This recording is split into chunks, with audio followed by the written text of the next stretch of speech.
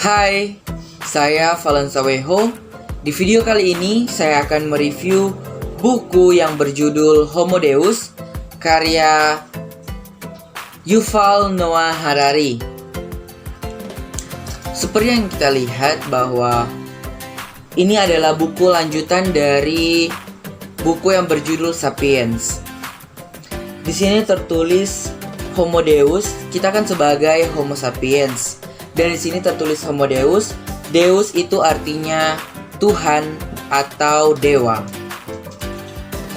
Dan menurut saya, dari buku yang saya baca ini sangat-sangat menarik dan dapat merubah perspektif dan mindset orang. Dari buku ini menimbulkan pertanyaan di kepala saya, yaitu apa yang akan terjadi, di mana kita akan berada, dan juga apa yang harus kita lakukan. Menurut saya buku ini sangat direkomendasikan untuk dibaca, sehingga kita dapat memahami gambaran apa yang harus kita lakukan di masa yang akan datang. Siapa sih Yuval Noah Harari? Yuval Noah Harari adalah sejarawan dan penulis asal Israel. Dia juga seorang profesor di Departemen Sejarah di Hebrew University. Publikasi awal Harari berkaitan dengan apa yang ia gambarkan sebagai revolusi kognitif yang terjadi kira-kira 50.000 tahun yang lalu, ketika Homo sapiens menggantikan sapiens Neanderthal, lalu mengembangkan keterampilan bahasa dan membangun masyarakat yang terstruktur, kemudian naik tingkat sebagai predator puncak. Buku-bukunya yang baru-baru ini dipublikasikan lebih berhati-hati. Ia membahas konsekuensi bioteknologi futuristik di mana makhluk hidup dilampaui oleh ciptaan mereka sendiri.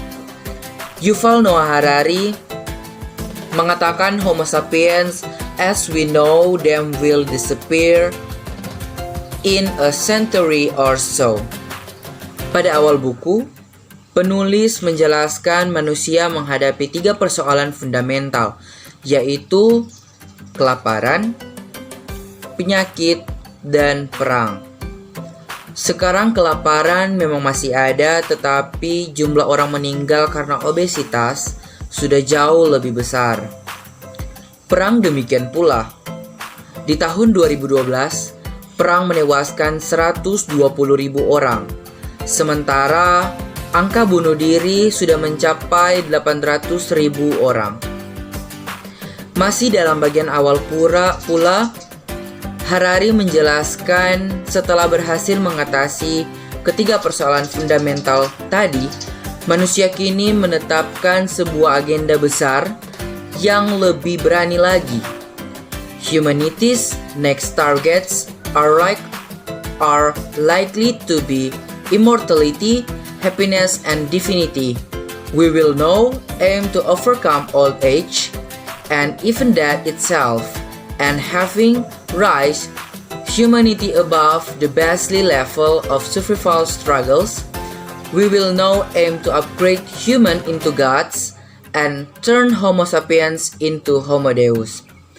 Walaupun Harari menyajikan banyak hal menarik dalam menjelaskan semua itu, konsepsi dasar yang menjadi penopang buku ini sesungguhnya relatif sederhana, yaitu otak dan kemampuan kognisi manusia yang terus berkembang tanpa batas. Konsep ini sebenarnya juga melandasi buku sebelumnya. Karena itu, bagian pertama Sapiens adalah The Cognitive Revolution. Dalam Homo Deus, konsep ini menjadi lebih eksplisit dan lebih terinci. Dibahas persinggungannya dengan banyak elemen perbedaan lainnya, seperti agama, negara, sistem ekonomi, serta bagaimana kemampuan kognisi manusia berubah dalam diri sendiri. Otak dan perkembangan kognisi, disinilah kita harus memperhatikan lebih seksama penjelasan Harari. memisahkan yang pokok dari cerita perkembangan yang menghanyutkan. Pada intinya adalah ini, dalam mengejar agenda besar tadi, menurut Harari manusia harus semakin bersandar pada ilmu dan teknologi baru, khususnya biologi dan ilmu komputer, beserta sebagai cabangnya seperti ilmu saraf, life science, dan artificial intelligence.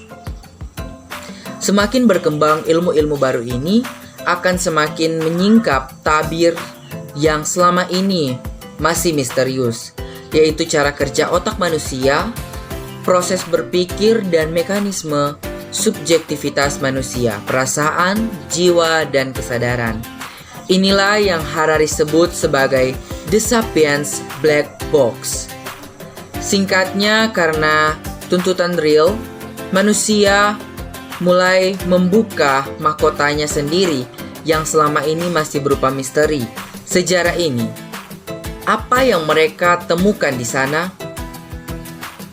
They discovered their neither soul, not free will nor self, but only genes, hormones and neurons that obey the same physical and chemical laws governing the rest and reality.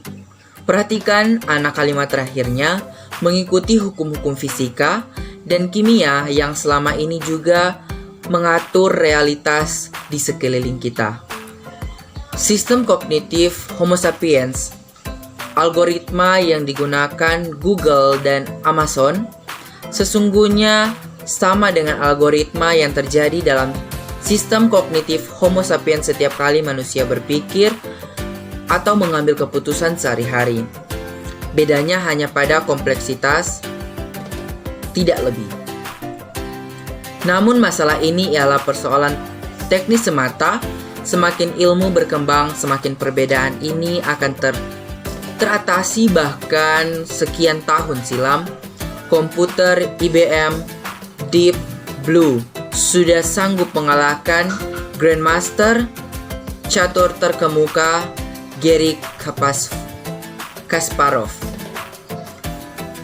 Pada suatu titik, kemampuan algoritma dalam komputer dan life science akan berkembang sedemikian rupa sehingga melampaui kemampuan manusia dalam setiap bidang kehidupan, bukan hanya di meja catur. Apalagi internet kini semakin terhubung dalam berbagai perangkat digital serta membentuk sebuah sistem populer disebut Internet of Things. Lewat sistem inilah data atau informasi terus mengalir, terakumulasi menjadi big data yang berisi segala hal, mulai kehidupan manusia yang paling pribadi hingga transaksi, perdagangan, dan komunikasi satelit. Lewat semua itulah Harari kemudian masuk poinnya yang terpenting. Dengan semakin berkembangnya kemampuan algoritma pada jaringan komputer, dengan semakin berkembangnya life science dan ilmu saraf, apa yang terjadi pada algoritma mini yang beroperasi di dalam Homo sapiens? Jawaban Harari agak datar tanpa ironi. Keduanya akan bergabung pada awalnya di permukaan saja, tetapi semakin lama semakin mendalam, serta pada akhirnya akan menyatu dalam sistem kognitif yang sama. Pada saat itulah Homo sapiens will disintegrate from within, bukan punah seperti Homo neanderthalensis, melainkan berubah bentuk menjadi Homo deus, manusia yang menyerupai Tuhan. Di tengah transformasi besar ini, segala hal berubah. Dalam politik misalnya, Harari berkata bahwa demokrasi akan runtuh. Liberal habits such as democratic elections will become obsolete because Google will be able to represent even my own political opinion better than I can. Harari masih menjelaskan banyak hal lagi, tetapi kira-kira itulah gambaran dasar yang ada dalam buku setebal 503 halaman ini. Perlu kita ingat juga bahwa Harari memberi catatan yang ditulisnya berulang-ulang bahwa Homo Deus bukanlah sebuah buku untuk menyampaikan prophecy only probability, bukan kepastian atau ramalan melainkan kemungkinan. Catatan demikian tentu saja berkelit yang tidak cukup meyakinkan untuk menutupi suasana muram di balik rangkaian penjelasannya yang mengalir dengan gairah. Pada esensinya, dia mengulang kembali cerita lama tentang tragedi manusia. Homo sapiens di abad ke-21 adalah Ikarus, putra Daedalus. Dalam tulisan singkatnya yang juga menghentak The End of History tahun 1989, dia menjelaskan bahwa sejarah pertarungan gagasan untuk mencari bentuk masyarakat ideal telah berakhir dengan kemenangan ide liberal dan sistem demokrasi. Fukuyama dan Harari, apakah setiap penulis dengan pendekatan yang sama melihat gerak sejarah lewat satu atau dua faktor fundamental dan kemudian mencari the end point of everything, harus selalu berakhir dengan muram dan kelam? Hegel sendiri, filsuf Jerman 2 abad silam yang mengawali pendekatan semacam ini, berkata bahwa the owl of Minerva hanya mungkin mengembangkan sayap setelah terbenamnya matahari. Pengetahuan dan kearifan kita dapatkan setelah sejarah melengkapi tugas-tugasnya. Dengan kata lain, susunan muram itu, the doom and gloom itu, apakah semuanya merupakan sebentuk kearifan, a kind of wisdom in twisted form, untuk menghindari malapetaka di masa depan? Harari tentu setuju, akan tetapi saya tidak yakin. Barangkali masalahnya melekat pada pendekatan atau cara pandang terhadap sejarah itu sendiri. Atau mungkin juga soalnya bukan itu, melainkan lebih pada cara seorang penulis dalam melihat fakta-fakta yang belum selesai atau pada proses yang sedang berlangsung sebelum pada akhirnya ia mengambil sebuah kesimpulan besar. Ilmu komputer terus berkembang. Demikian pula modifikasi cara kerja algoritma pada Google, Facebook, Amazon, dan lainnya.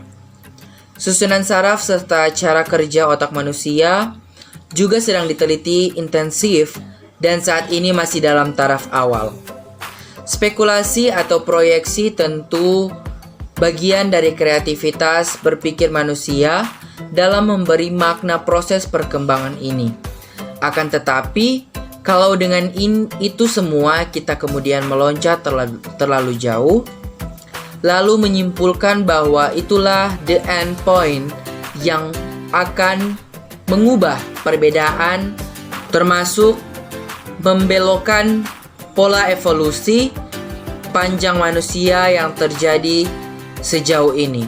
Saya kira hanya membuktikan satu hal, sang penulis sudah memiliki pendapat sendiri dan kemudian mengambil setiap fakta yang ada, menyeleksinya to prove his or her point. Terhadap Harari, mungkin itulah yang bisa kita katakan setelah menutup halaman terakhir, Homo Deus.